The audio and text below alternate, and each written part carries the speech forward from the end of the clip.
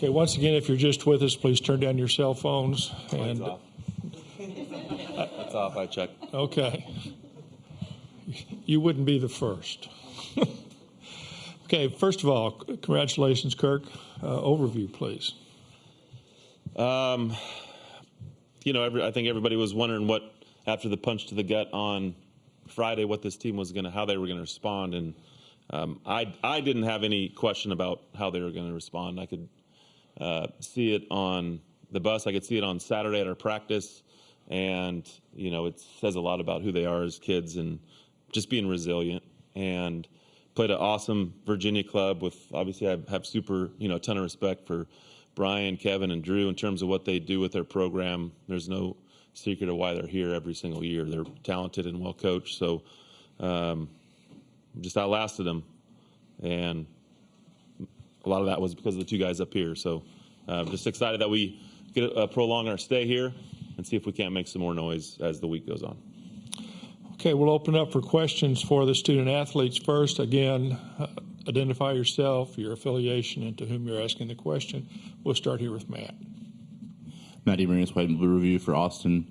A lot of length in the lineup today, but I guess one of the things that makes Connolly good is that he's able to get outs without rising pitch counts. How did you guys make him grind through innings after inning after inning today?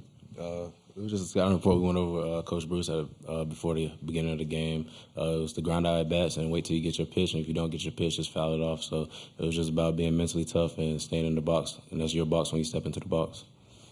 Okay. Right here up front. Charles Baggerly, TCU 360. Garrett, you seem pretty animated after big plays and strikeouts today.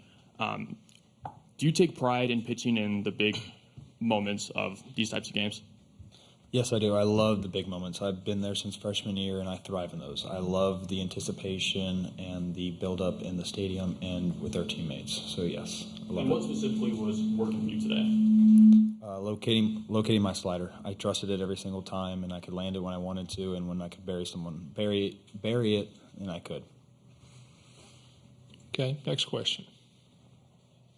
Oh, come on. Okay, I'm sorry. This is for Garrett. Barry Lewis with Killer Frogs. First off, IHOP this morning? Yes. You came in the fifth inning. You pitched 43, had 43 pitches. I think that's the second highest for the season. Not used to seeing you come in the fifth inning. What were your thoughts at that point coming in so early? I just wanted the baseball. I just wanted to give our team the best chance to win, and so Los thought it was the best idea to come in earlier and get it to Benny in the bullpen in the back end, so that's what I did. A frog at IHOP. Who'd thunk it? Jake. Jake McKeever, College Baseball Central. Obviously, there's a lot of pressure in an elimination game. Austin, what was kind of the relief when you saw the leadoff double from Nunez? It's what he's been doing all year. It's what our team has been doing. It doesn't matter who's at the top of the lineup or where we're hitting at, what inning. Somebody's going to get on base, and we're going to apply pressure from the jump. So as soon as we saw that, we knew it was go time. Okay, you have up here. Austin, when you were caught stealing, it seemed like you had a good jump. Can you talk me through kind of what happened at the play during that play? It was just a little bit of miscommunication between me and the first base coach, but it's all good now. We're on top. Okay, Matt. Austin, I just have a follow-up with the approach to kind of fouling pitches off until you get one you can do something with. It just seems like that's a little bit old school. People just kind of take a strike if it's not there and go to the next AB. Why do you think your team was so good about fouling off the ones that you couldn't do anything with and waiting for the ones you could? Good thing we get 3 strikes in baseball. So, you just got to keep on going. You got to work with the umpire's zone. You can't leave it up to him. So, you got to keep fighting. So, that's what this sport is about. That's really any sport. So, you just got to keep fighting till you get yours. Just like basketball, a shooter's going to keep on shooting. So, don't stop. Okay, got Brandon back here. Andrew Stem, Omaha World Herald. Garrett, when you come on and it's still second base, second and third, what are you trying to do specifically to attack O'Farrell and get out of that inning? Throw strikes. That's it. Makes sense. Back here, Matt. Matt Tallery from World Baseball Network. This question's for Austin. Austin, what was just the mindset during the fourth at bat? I mean, also with Maxwell laying down that sacrifice bunt, that was huge to get Silva into scoring position. What's just the approach you've had all season, just to unravel that moment to get that insurance run across the board? Pretty much when I get out of the bat, I got it written on my hat or my helmet. It says see ball, hit ball. So, I mean, it's come across the middle of the plate, do some damage. And if you miss it, just move on to the next one. And then I know if I don't get the job done, then Eli behind me is going to get the job done. So. Okay. Any more questions for the student athletes? If not, congratulations, and we'll see you on Tuesday. We'll have questions here for Kirk. Good job, man. Okay, once again, we'll start here with Matt. Matty Mariners White and Blue Review. I'm just curious your thoughts listening to Austin talk about, I guess, the way you can chain unselfish at bats together and create a situation where that pitcher is having to grind just to get 3 outs and back to the dugout. How about his silky smooth voice, Mr. Monotone? His personality is not like that, but I thought, I think that's the great thing about the lineup. Like, most good teams that have good offenses, it's going to come different in different parts of the order. Oral Roberts, their 9-hole hitter, hit the home run to put him ahead. And then today Austin Davis is on base all 4 times, gets a big double. So, it's just a matter of, I thought Coach Bruce did a phenomenal job in terms of managing the game and moving things, and we still too many base running blunders. Just a little tentative in terms of on that side of things, which we haven't really been at all this year. So, need to get that out of our blood and play like we normally play. But I thought, just in terms of Coach Bruce managing the game and seeing how the game was being played, I thought that was obviously big to get the guy in scoring position. Then Austin come up and hit that double. Okay, Jake. Jake McKeever, College Baseball Central. Coach, Braden Taylor finally got that hit that's eluded him for a little bit. How has kind of y'all's interactions been in Omaha? It seems like he's kind of been pressing.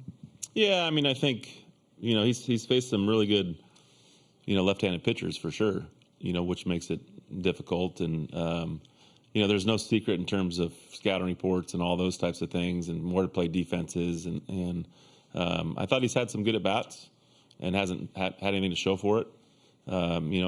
The same exact line drive that he hit, that he got his double on, Oral Roberts caught it.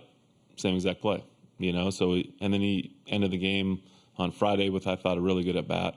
So he's taking good at-bats, just a matter of, I don't know if he's pressing or not. I think he's just trying to help the ball club, and at this point, he hasn't helped him the way it has. He's made it look really easy the last 6 weeks in terms of how he's swinging the bat. So, I think it's just part of baseball.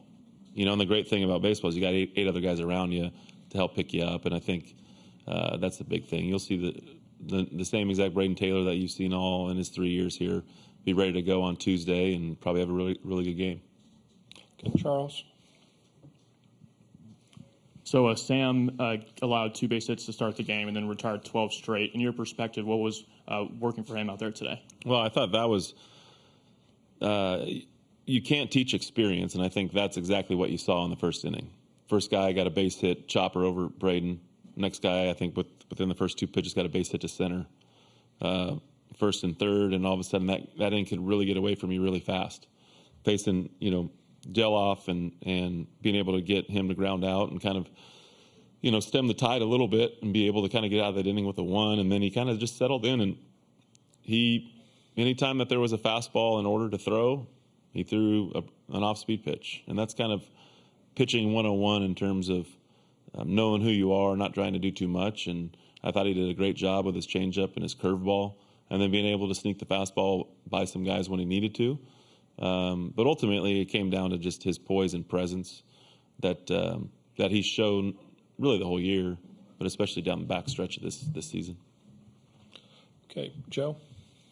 Joe Healy, D1 Baseball. How did you feel like Ben bounced back today physically? I mean, obviously results were positive, but how did you see him physically after throwing as many pitches he did a couple days ago? Yeah, I think he threw 40 pitches or something like that on Friday, which Ben is, knock on wood, Ben's one of our most resilient arms in terms of bounce back. He actually gets better the more he throws. I think it's probably because of his arm slot. Like when you throw from a really unorthodox arm slot, I think he went one time like 8 or 9 days in between appearances, and his next appearance he wasn't very sharp because it's different. And he's a guy that I think his mentality, and I knew he wanted the ball. And we got to the point in the lineup kind of before the game had started, in terms of, the 9-hole hitter and then through the top of their order. I felt like the left-handed option was really, really good against kind of that stretch of 4 or 5 guys. And that's why he was in there and did an awesome job in terms of finishing the game. Okay. Back here, Gary. Coach, Logan Maxwell had a double, went 1 for 2. Mm-hmm. What was the reason for pulling him out in the bottom of the 6th? Well, he's been dealing with hamstring issues, and at that point we were winning. We wanted to get, Luke probably covers a little bit more ground in the outfield than Logan does. His legs are more healthy than Logan's are. And so really it was kind of, hey, let's go offense first and let's go defense late. And, Luke did a really good job coming in and getting the bunt down. And we've kind of done that a couple different times, and it's just trying not to stress out his hamstrings because he's got about a 2-week shelf life with those hamstrings if he plays too much. Charles. Coach, are you rolling with a TBA guy for the next game? And I love that guy. And at this point, is there anyone who's not available besides Sam? Well, Garrett, when I took him out, he wasn't happy with me, but he said after the game, I'll be ready on Tuesday. So he'll be ready. And Cole? Cole said he was going to be ready today. I said, well, you're not allowed to be ready, so put your shoes on,